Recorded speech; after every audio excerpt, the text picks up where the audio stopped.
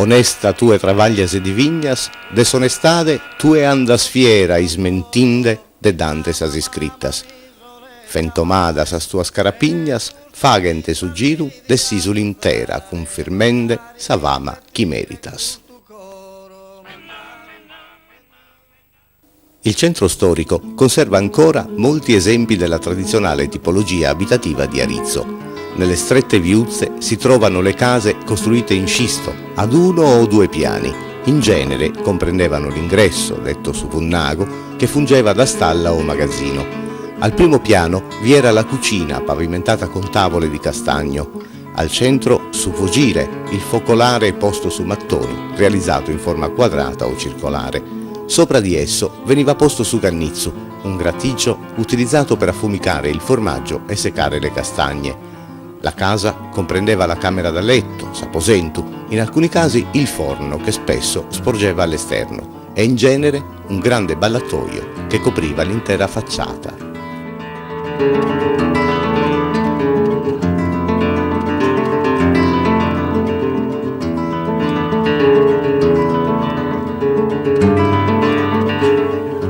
Tra gli altri edifici di Arizzo, oltre al municipio, troviamo il Castello del Cavaliere Arangino, la residenza della famiglia più facoltosa di Arizzo.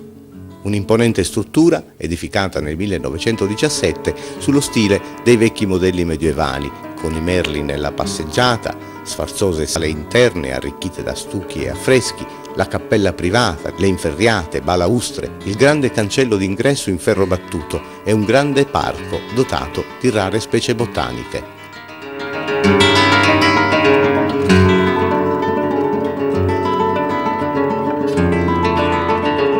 Casa de Villa è un bel esempio di casa padronale seicentesca, tramandata di generazione in generazione dalla famiglia di Villa. La casa custodisce al suo interno arredi e testimonianze di notevole interesse storico e culturale che in futuro potrebbero essere acquisiti al patrimonio della collettività.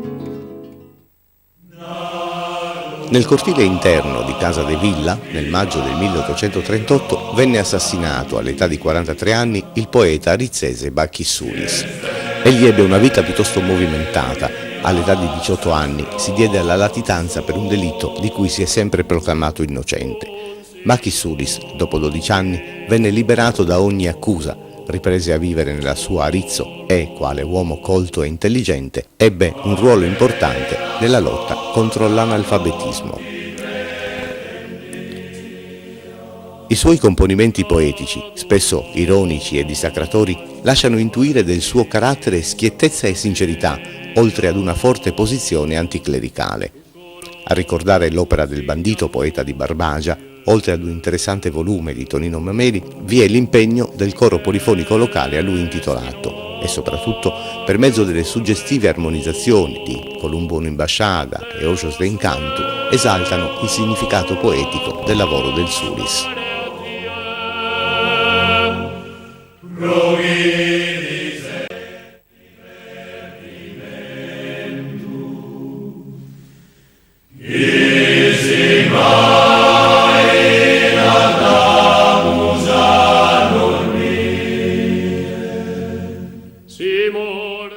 Ripide scalette nel cuore del centro storico conducono al massiccio edificio carcerario detto de Sabovida, la Volta, costruzione cinquecentesca in pietra di scisto e legno di castagno, adibito a prigione fino all'ultimo dopoguerra.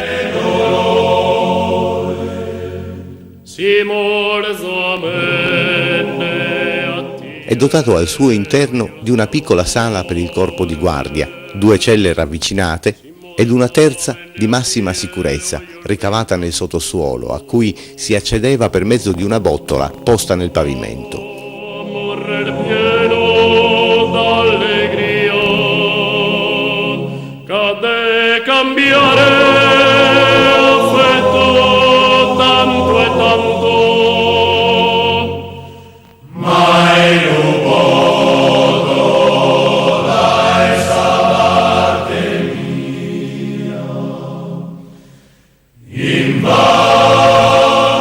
I detenuti, durante la dura prigionia, erano tenuti legati al collo tra di loro per mezzo di pesanti catene. In tempi più recenti, nella cella sotterranea è stata ricavata un'ampia apertura dotata di un grande portale in legno ed è attualmente utilizzata per mostre fotografiche e altre iniziative di carattere culturale.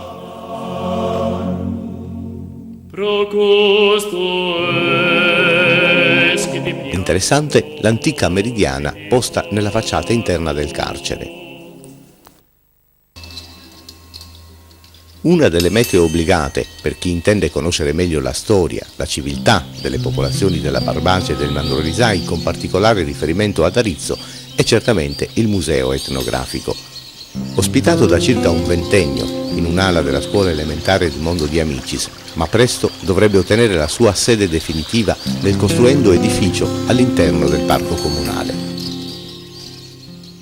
Presto sarà dunque concretizzato il progetto per la definitiva realizzazione di un vero e proprio ecomuseo della montagna sarda, il museo diffuso in diversi luoghi del paese, tra la gente, come fossero dei giganteschi specchi dei tempi, capaci di rievocare epoche, usanze, tradizioni e credenze popolari del passato, segnalando, con meticolosa precisione, tutte le fasi dell'evoluzione culturale e sociale delle genti della montagna sarda. Il vestiario popolare, il mondo del bosco con la raccolta delle castagne, noci e nocciole, il legname da ardere e quello per le attività artigianali, per la realizzazione delle grandi e rinnovate botti, i mobili, le caratteristiche cassapanche intagliate, la produzione del carbone, i relativi arnesi e utensili impiegati in questo tipo di lavorazione.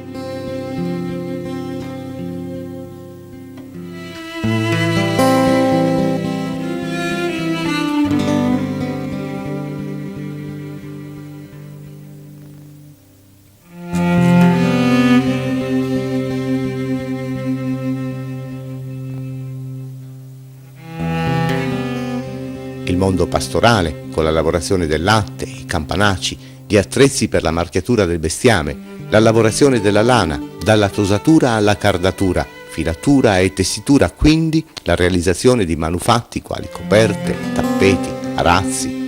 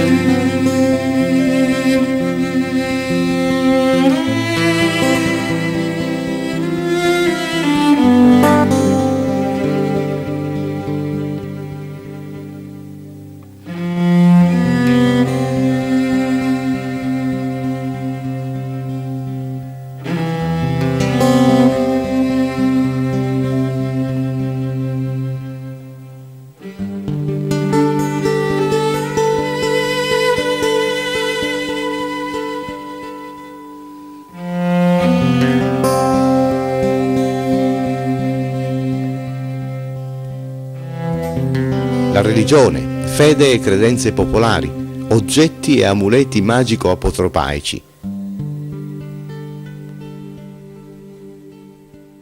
La lavorazione della cera per la produzione di belle candele decorate.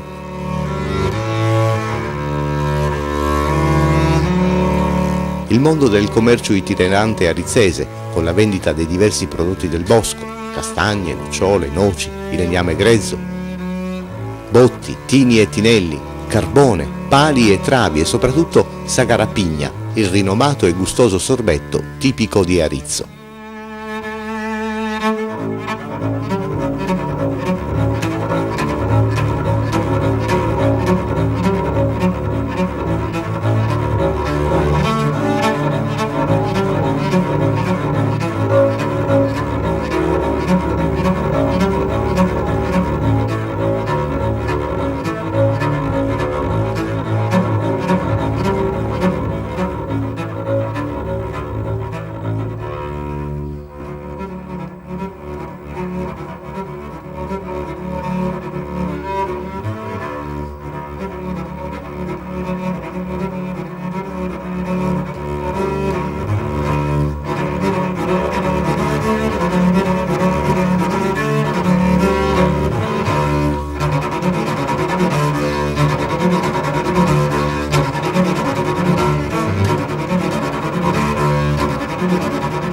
La raffigurazione delle principali maschere del carnevale arizzese, composte da Sumamuzzone, Sulzu e Sassogadore, in uso in paese fino alla fine degli anni 30, poi completamente scomparse, in seguito ad una ricerca durata circa 10 anni, sono state ricostruite con dovizia di particolari, le maschere e di rituali ad essa legati, che generalmente erano rievocati in occasione delle festività carnevalesche.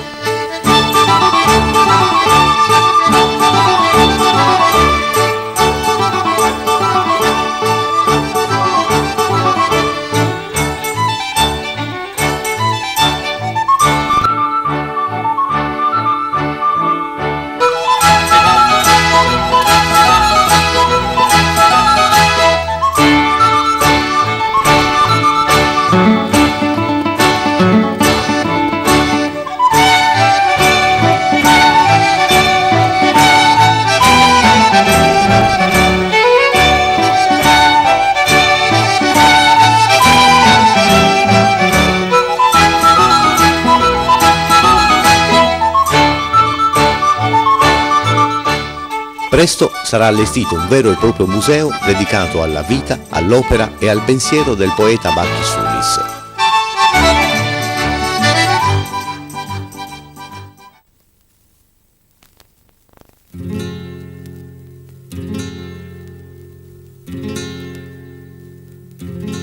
Proprio al centro del paese si trova la chiesa parrocchiale dedicata a San Michele Arcangelo, un monumento religioso il cui primo impianto risale all'anno 1000.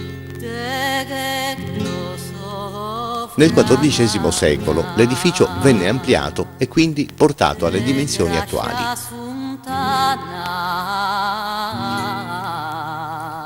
La facciata, dotata di un ampio portale, è caratterizzata da uno splendido rosone e presenta un affresco raffigurante San Michele Arcangelo.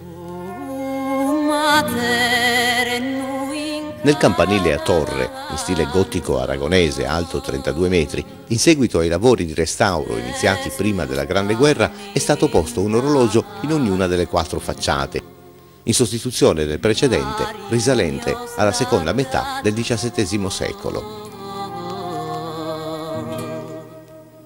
Nella cella campanaria alloggiano 4 campane, 2 delle quali risalgono al 600, le altre al 1736 e 1851.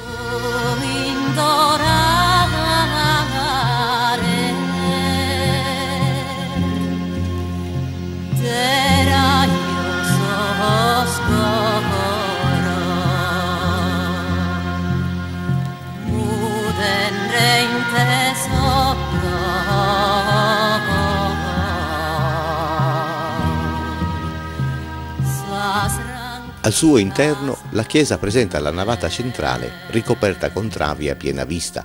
Le navate laterali ospitano diverse cappelle con la classica volta a mezza botte. La cappella dedicata alla Pietà ed alla commemorazione dei caduti in guerra accoglie una scultura lignea del XVII secolo. In quella dedicata a San Cristoforo vi è una statua in legno policromo alta 1,90 m, realizzata nel 1600 da uno scultore napoletano.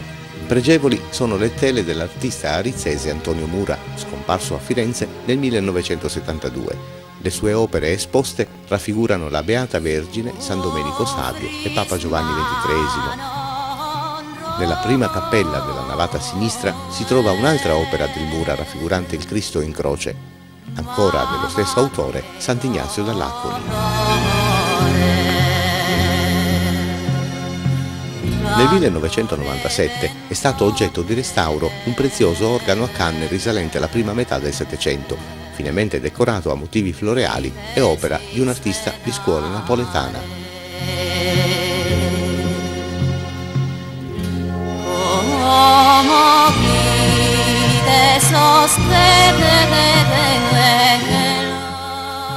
Infine troviamo la sagrestia, ove si possono ammirare 2 simulacri raffiguranti San Michele Arcangelo e le statue di Santa Vitalia, San Basilio, San Demetrio e San Nicolò.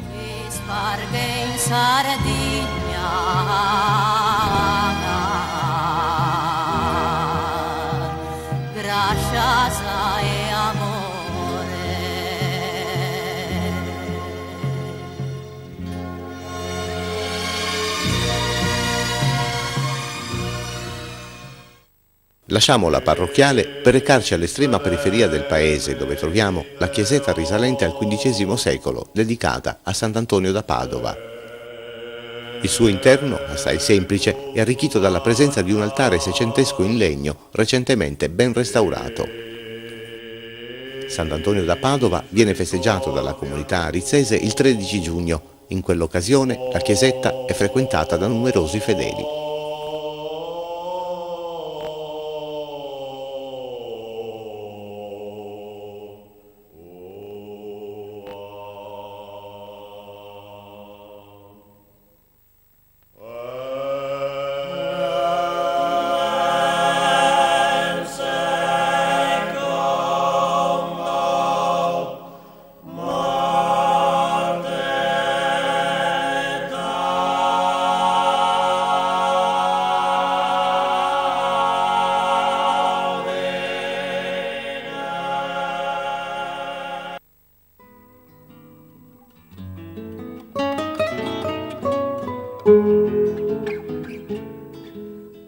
Una sosta ristoratrice ce la offre la cascatella di Fontana Isalinos. In questo paesaggio di rara bellezza, presto nascerà una piccola oasi naturalistica di 7 ettari, dove saranno ospitati numerosi esemplari della fauna locale, tra i quali naturalmente coppie di daini e mufloni.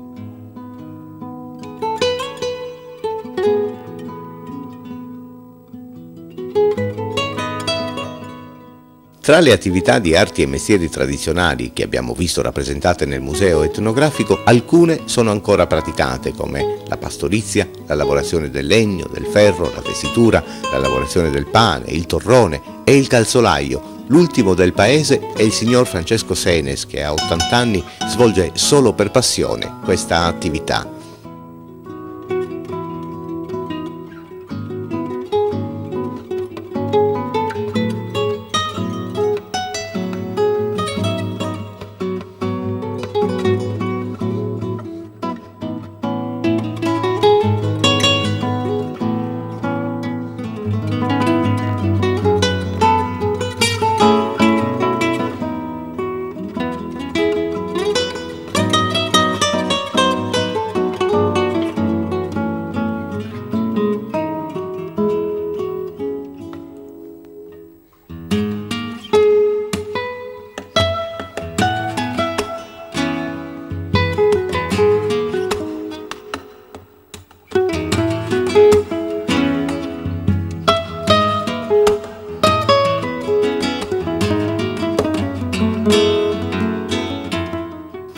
Assai preziosi sono anche i ricami che le donne arizzesi eseguono con gusto e creatività. In questo caso stiamo vedendo le abili mani della signora Lidia Fois. Ma è nella cultura dell'ospitalità e dell'accoglienza per il turismo montano che Arizzo ricava una significativa parte della sua economia principale. Numerose sono le strutture ricettive, con 5 complessi alberghieri quali l'Hotel Sabuvar, l'Hotel Castello, il Moderno, la Capannina, il Parco Hotel, oltre a 2 belle strutture che si occupano di agriturismo. È presente una casa di riposo per anziani, il centro di accoglienza AIAS, impianti sportivi E poi ancora si organizzano diversi tipi di itinerari naturalistici, la gastronomia tradizionale e poi i frutti più apprezzati della montagna di Arizzo, le castagne.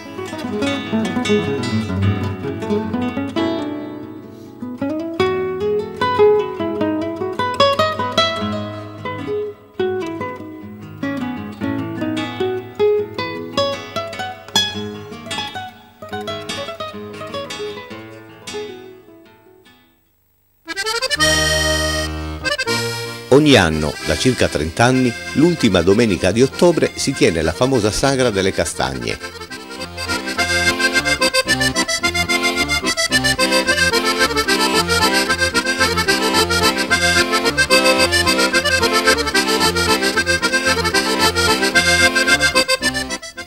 Una manifestazione di grande successo che richiama migliaia di visitatori da tutta l'isola.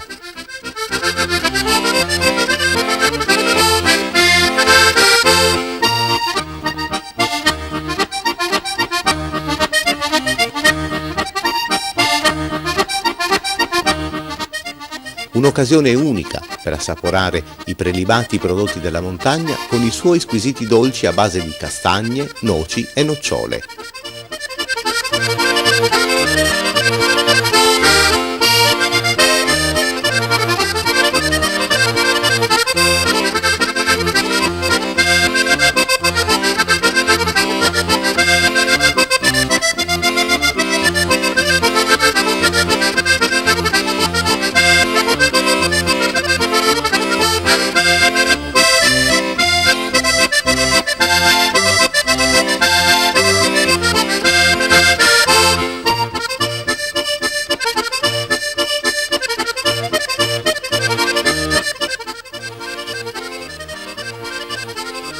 Dato il grande richiamo di visitatori, oltre all'aspetto squisitamente commerciale, la Sagra delle Castagne diventa, per l'amministrazione comunale e per la comunità intera, un importante veicolo per far conoscere gli aspetti culturali e tradizionali della comunità arizzese ed il suo pittoresco e suggestivo territorio.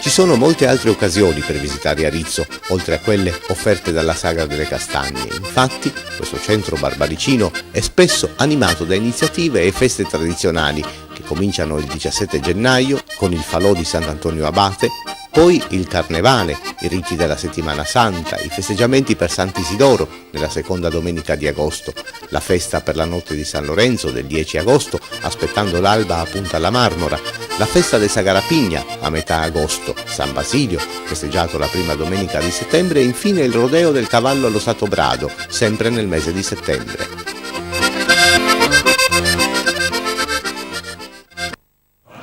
Accoglienza e ospitalità, le parole chiave di una comunità attenta e consapevole dell'importanza della professionalità, proiettata verso un futuro sicuro ma fortemente radicata nel suo passato.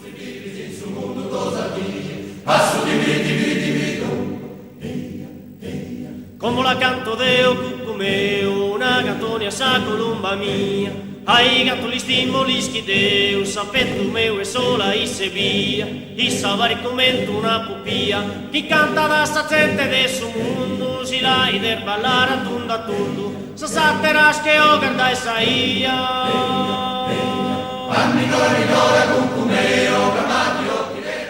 Bella ad esser sa luna, in su mundu non creo chi incappa similante, sa reina deis bellas, creppe, chi non volet, se stue e non nesciuna.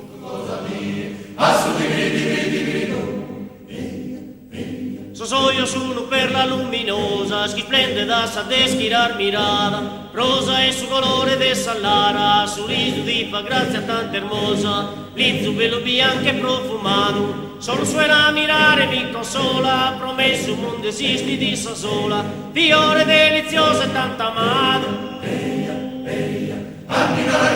Cucumeo, gramati, occhi, lera, vizu, dentro la provincia,